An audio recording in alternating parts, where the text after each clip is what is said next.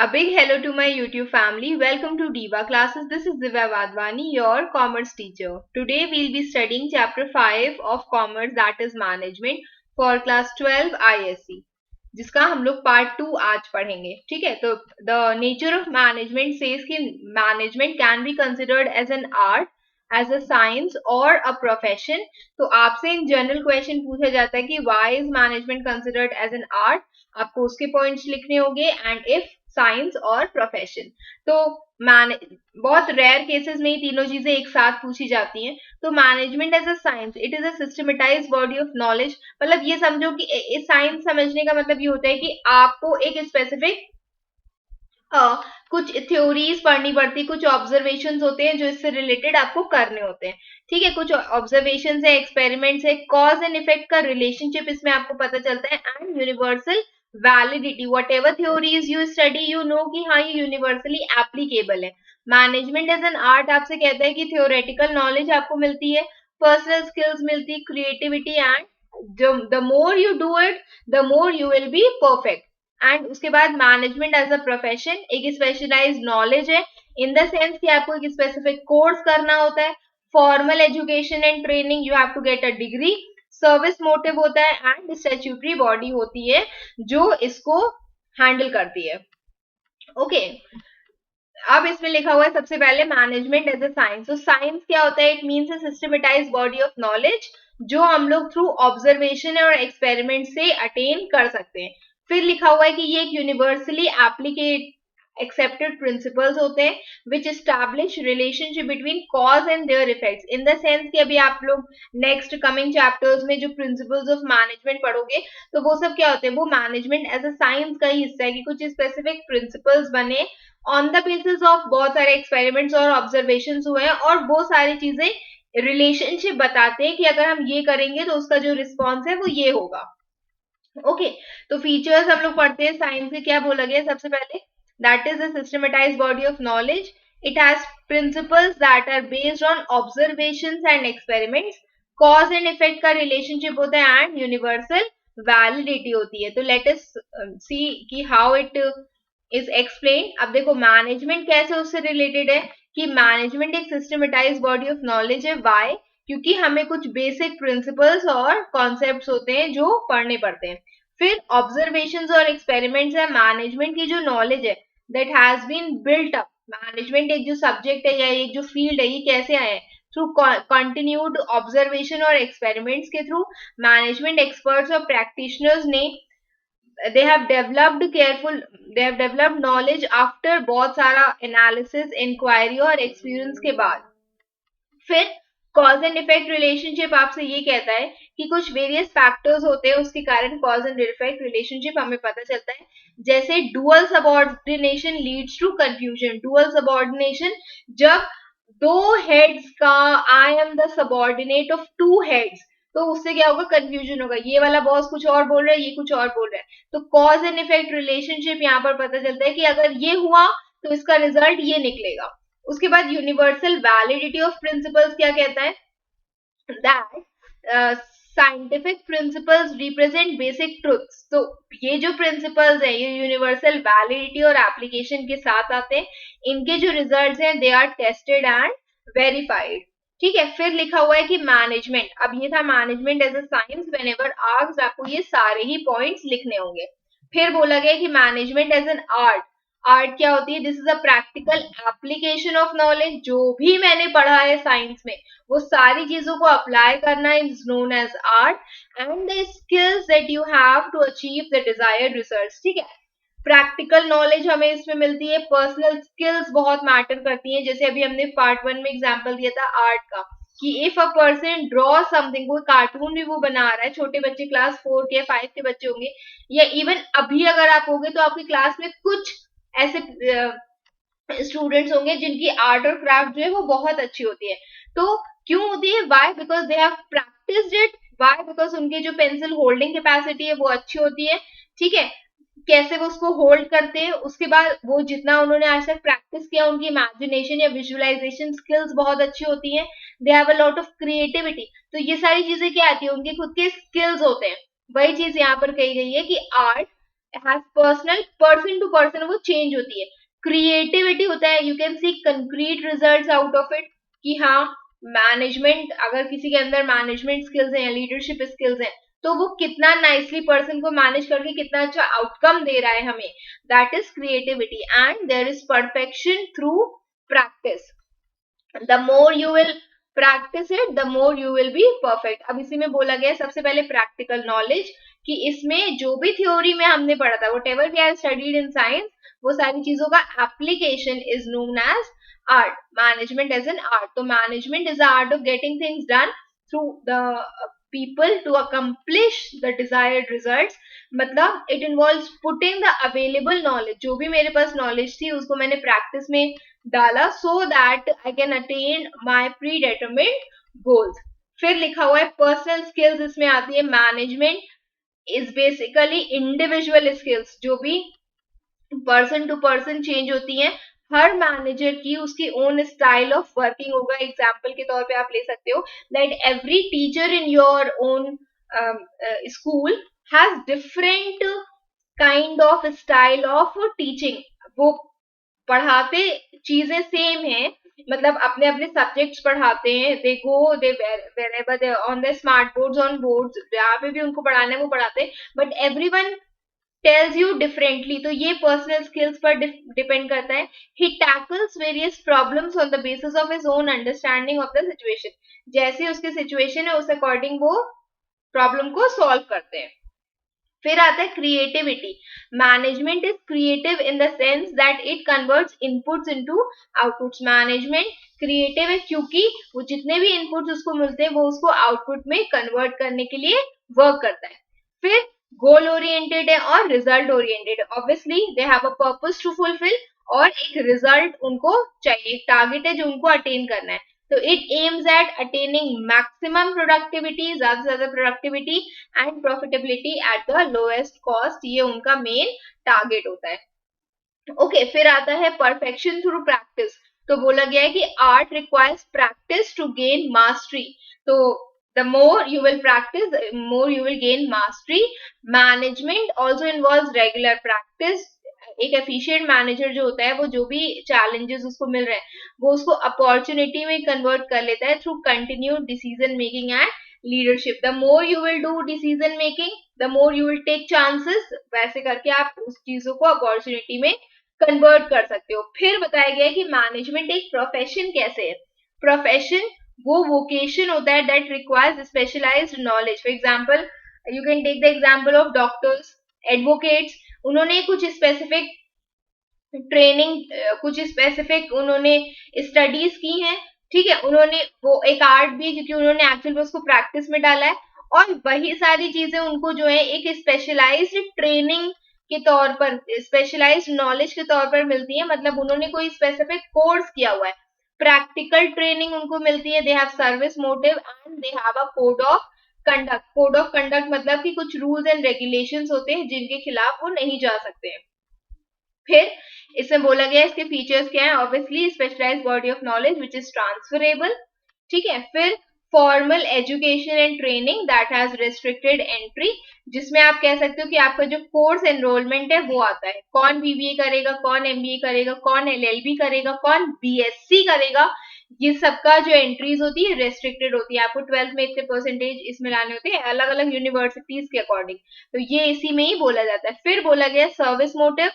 Statutory body या फिर professional association होती है, या तो वो लॉ द्वारा बनी है, ठीक है, मतलब कोई लॉ या कोई एक्ट द्वारा के अंडर वो बनी है, या फिर कोई प्रोफेशनल एसोसिएशन होती है. जैसे people do that CA for chartered accountants जो बनना चाहते हैं, तो वो क्या होता है, वो प्रोफेशनल एसोसिएशन के अंडर उनको रजिस्टर करना पड़ता है. Then ethical code of conduct is there. कुछ रूल्स एंड रेगुलेशंस होते हैं कि अगर आप इस फील्ड में आ रहे हो, आप ये चीजें हैं जो करोगे, ये चीजें हैं जो नहीं करोगे, ठीक है, जो एथिकली मॉरली सही और गलत बताई जाती है. सबसे पहले specialised body of knowledge that is well defined specialised body of knowledge that is transferable. जो ऑब्जर्वेशन एक्सपेरिमेंट्स हम इसमें करते हैं वो सारी चीजें इसी के अंडर आती है. फॉर्मल एजुकेशन और ट्रेनिंग इन द सेंस कि हम लोग एजुकेशनल या मैनेजमेंट इंस्टीट्यूशन से we have to have some degree और उसके बाद the person can become a manager. फिर service motive होता है, people are not supposed to sell things for profit, जो उनका main काम होता है वो सर्विस प्रोवाइड करना होता है. देन स्टैट्यूटरी बॉडी होती है, जैसे इसमें लिखा हुआ है कि इफ अ पर्सन वो विशेस टू बिकम सीए तो उसको इंस्टीट्यूट ऑफ चार्टर्ड अकाउंटेंट्स के अंडर वो रेगुलेटरी बॉडी है जो उसको उसे डील करती है. फिर managers have their association, all India management association, ये सारी चीजें अपने अपने लेवल पर वर्क करती हैं. Then management associations have no statutory bodies, मतलब कोई भी ऐसी एक्ट द्वारा बनी गई इंस्टीट्यूशंस नहीं है. फिर कोड ऑफ कंडक्ट, मैनेजर्स को एक specific ethical code of conduct दिया जाता है कि उनको क्या चीजें करनी क्या नहीं करनी, पर ये लीगली बाइंडिंग नहीं है. नहीं करते हो अगर तो आपके ऊपर कोई केस नहीं हो जाएगा. फिर management does not possess all the attributes, still वो एक प्रोफेशन के जैसे आता है. अब आता है ऑब्जेक्टिव्स ऑफ मैनेजमेंट. तो सबसे पहला बोला गया है objectives of management. So you don't have to study this much, you don't have to write this much. 8-9 lines आपको नहीं लिखनी होती है, तो सिर्फ जो काम की चीज है उसमें सिर्फ उतना उतना लिखो. सबसे पहले बोला गया है प्रॉफिटेबिलिटी. ऑब्वियसली आप मैनेजमेंट में, अगर आप मैनेजमेंट में हो तो आपका जो मेन काम होगा वो क्या होगा कि जो कंपनी है वो सफिशिएंट प्रॉफिट्स अर्न कर सके सो दैट वो वेरियस नीड्स को फुलफिल कर सके, जिसमें आता है इन्वेस्टर्स की नीड को फुलफिल करना, हमें उनको डिविडेंड देना है, इंटरेस्ट देना है.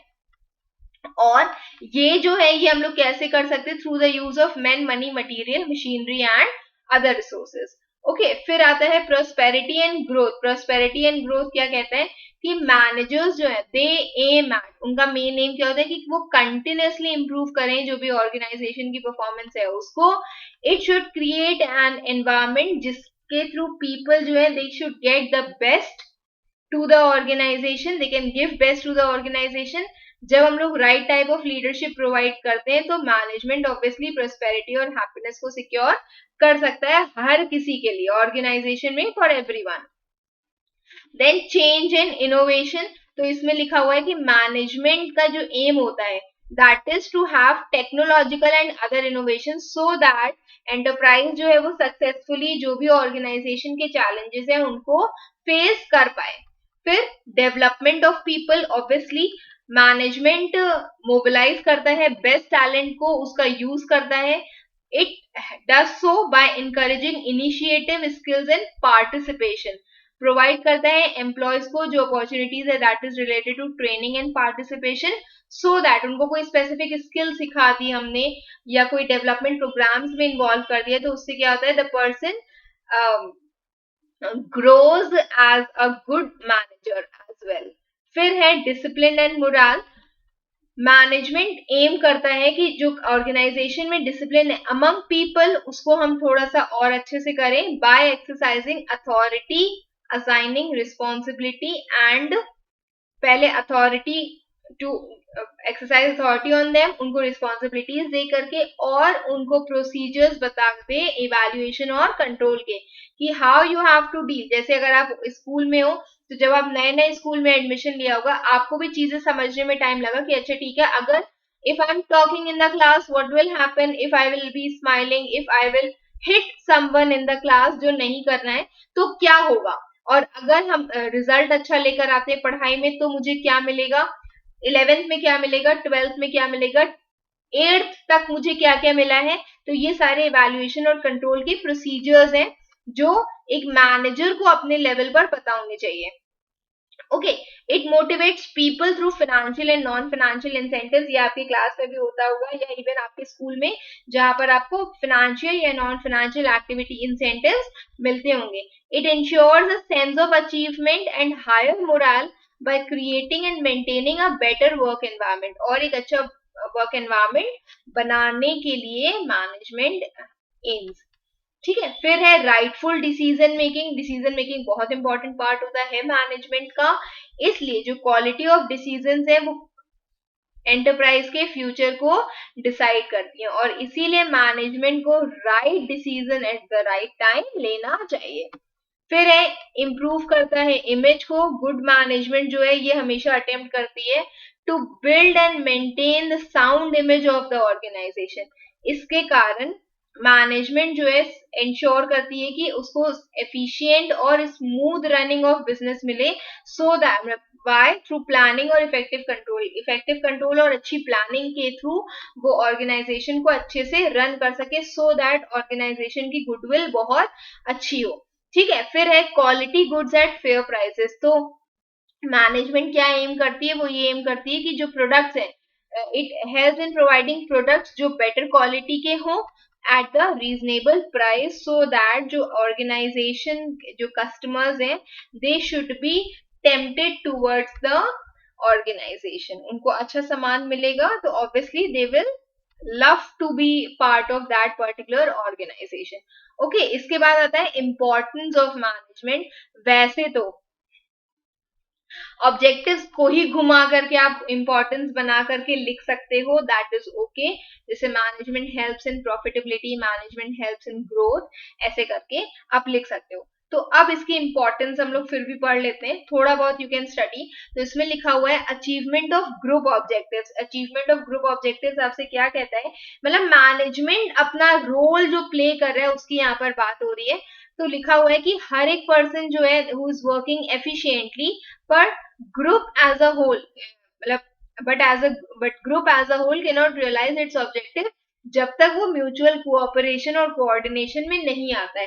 तो मैनेजमेंट हेल्प करता है कि हम जितने भी लोग हैं उनके बीच में एक म्यूचुअल अंडरस्टैंडिंग लेकर के आए और टीम स्पिरिट लेकर आए, सो दैट ऑर्गेनाइजेशन के जो भी एम्स है वो अचीव हो पाए। फिर दूसरा कहता है ऑप्टिमम यूज ऑफ रिसोर्सेज, जो मैन, मनी, मटेरियल, मशीनरी है, उन सब का इफेक्टिव यूज सिर्फ तभी हो पाएगा जब there is sound management. Okay, फिर है मिनिमाइजेशन ऑफ कॉस्ट। ऑर्गेनाइजेशन में whenever you wish to have lesser cost, कि आप जो भी प्रोडक्ट्स और सर्विसेज है उनको कम कॉस्ट पर प्रोवाइड कर सको, उसके लिए जो मैनेजमेंट जो है वो इम्प्रूव करता है एफिशिएंसी को, रिड्यूस करता है कॉस्ट को through better planning, sound organisation and effective control.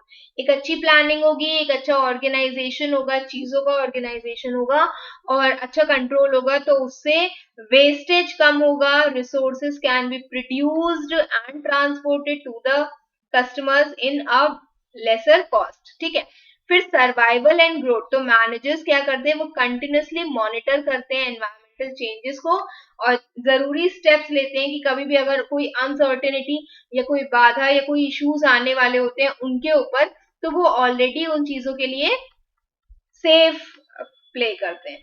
फिर higher standards of living, obviously अच्छी अगर ऑर्गेनाइजेशन अच्छी मैनेजमेंट है तो it will definitely help business as well as society को हेल्प करेगा उसका स्टैंडर्ड ऑफ लिविंग इंप्रूव करने में। Okay, then come generation of employment, very easy and very important. जो मैनेजमेंट होता है जब भी न्यू एंटरप्राइजेस ओपन करता है या फिर अपने एग्जिस्टिंग बिजनेस को एक्सपैंड करता है, तो उस टाइम पर मैनेजर्स जो है नई नई जॉब्स क्रिएट करते हैं फॉर पीपल, जो लोग अपने लाइवलीहुड अर्न करते हैं, तो उसी से उनका जो स्टैंडर्ड है वो भी इम्प्रूव हो जाता है। फिर है development of the nation. Effective management होगा तो obviously social and economic development of the country भी होगा। Okay, so that's all for today. I hope you all have understood. Rest we'll do in the next part. Till then, keep preparing. Best wishes. Thank you.